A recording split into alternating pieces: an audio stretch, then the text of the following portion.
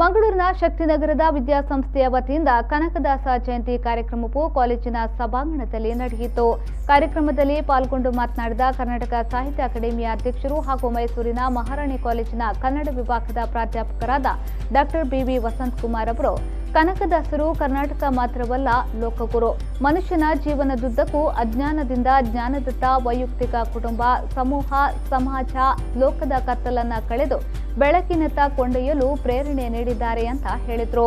ಬದುಕಿನ ಕತ್ತಲನ್ನ, ಕುಟುಂಬದ ಬದುಕಿನ ಕತ್ತಲನ್ನ, ಸಮಾಜದ ಬದುಕಿನ ಕತ್ತಲನ್ನ, ರಾಷ್ಟ್ರದ ಬದುಕಿನ ಕತ್ತಲನ್ನ, ವಿಶ್ವದ ಬದುಕಿನ ಕತ್ತಲನ್ನ ದೂರಪಟ್ಟಂತಹ ಮಹಾಶಕ್ತಿಗಳನ್ನ ಯಾರು ತಮ್ಮ ಜೀವನದಲ್ಲಿ ಗಳಿಸ್ತಾರೋ ಅವರು ಮರಣದ ನಂತರವೂ ಕೂಡ ಅಮರ.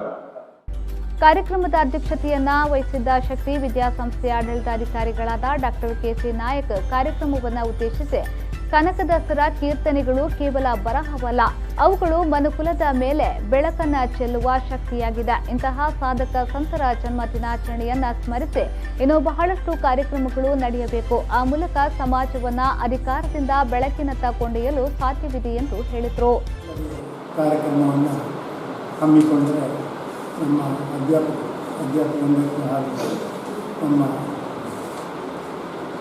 ಮಕ್ಕಳ ವಿದ್ಯಾರ್ಥಿಗಳಿಗೆ ತುಂಬ ಪ್ರಯೋಜನ ಆಗುತ್ತೆ, ತುಂಬ ಜ್ಞಾನ ಅಭಿವೃದ್ಧಿ ಆಗುತ್ತೆ ಅಂತ ಹೇಳುತ್ತಾ ಈ ಸಂದರ್ಭದಲ್ಲಿ ಮತ್ತೊಮ್ಮೆ ನಿಮಗೆಲ್ಲರಿಗೂ ಶುಭಾಶಯವನ್ನು ಹೇಳುತ್ತಾ ನನ್ನ ಈ ವೇಳೆ ಕಾರ್ಯಕ್ರಮದಲ್ಲಿ ಶಕ್ತಿ ವಿದ್ಯಾಸಂಸ್ಥೆಯ ಪ್ರಧಾನ ಸಲಹೆಗಾರರಾದ ರಮೇಶ್ ಕೆ, ಸಂಸ್ಥೆಯ ಅಭಿವೃದ್ಧಿ ಅಧಿಕಾರಿ ಪ್ರಖ್ಯಾತ್ ರೈ, ಶಕ್ತಿ ಪದವಿ ಪೂರ್ವ ಕಾಲೇಜಿನ ಪ್ರಭಾರ ಪ್ರಾಂಶುಪಾಲ ಸುಧೀರ್ ಎಂಕೆ, ಶಕ್ತಿ ವಸತಿ ಶಾಲೆಯ ಪ್ರಾಂಶುಪಾಲರಾದ ವಿದ್ಯಾ ಕಾಮತ್ ಜಿ ಉಪಸ್ಥಿತರಿದ್ದರು.